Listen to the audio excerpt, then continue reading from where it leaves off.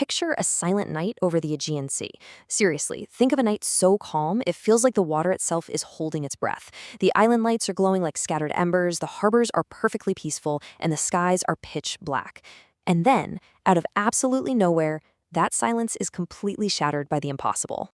We are suddenly forced to confront a question that, honestly, nobody thought we'd ever have to ask again in modern Europe. What if Italy attacks Greece? Again? Imagine those calm, dark skies and peaceful harbors instantly transforming as the whole world is dragged into a geopolitical chain reaction.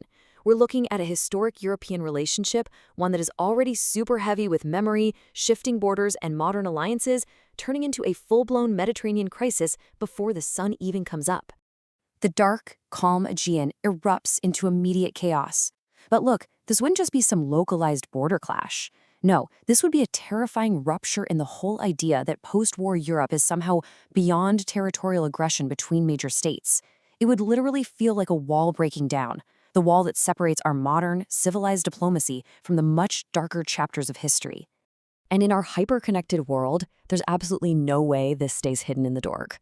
Minute 1, social media rumors are already spreading like wildfire.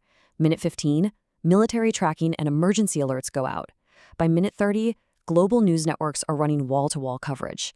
A truly terrifying picture would be fed to the public long before government leaders could even finish their very first emergency meetings. Section 1. The institutional rupture. Let's see how this localized chaos turns into an absolute nightmare for global institutions. So there's a massive paradox right at the heart of this crisis. NATO and the European Union, they were designed for external defense and maintaining peace through laws and negotiation. But the reality of this scenario is internal war.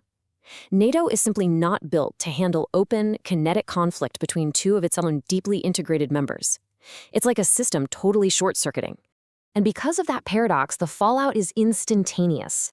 The EU is forced into immediate crisis mode, desperately trying to figure out if it can even protect peace when one of its own members uses force. The United States would absolutely have to jump in right away to try and save the alliance system from completely fracturing. Why? Because the credibility of collective security would be shattered. Italy would face severe, immediate risks. We're talking massive sanctions, market panic, and total diplomatic isolation. Literally, every major capital would scramble in those first 48 hours to stop the escalation before the entire political order collapses.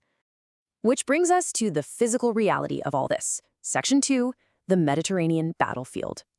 A conflict here triggers a crazy cascade of failures across a really complex geographic space. Aviation airspace closed immediately. The economy, markets start crashing as investors run from the sheer uncertainty of it all. Maritime commercial shipping is totally paused, and the tourism industry just collapses overnight.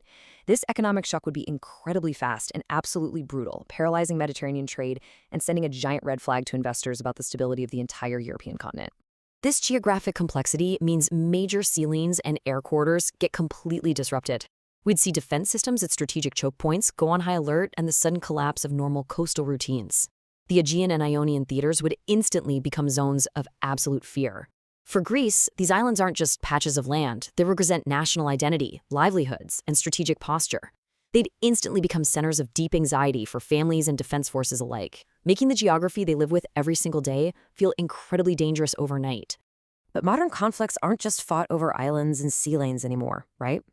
Section 3. Civilians and information warfare. Let's look at how this modern war is fought in living rooms and news feeds just as much as on the battlefield. There is a really sobering reality here. The ordinary rhythm of life is the very first thing to disappear.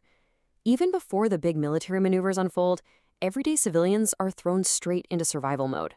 You instantly abandon your plans for next weekend and start worrying about the next hour, where to evacuate, how to get food, medicine, and fuel.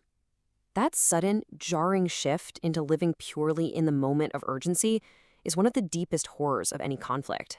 And compounding that terror is the information war.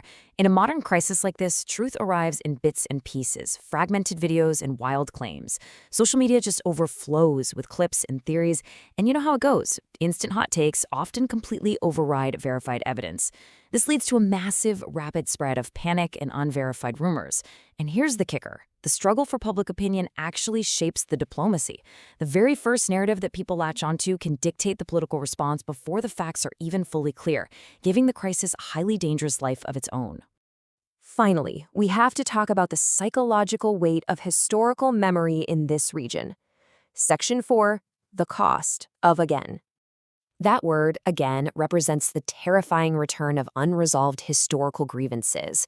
When people say that word, it proves that history, like the Greco-Italian War of 1940, isn't just collecting dust in some school book.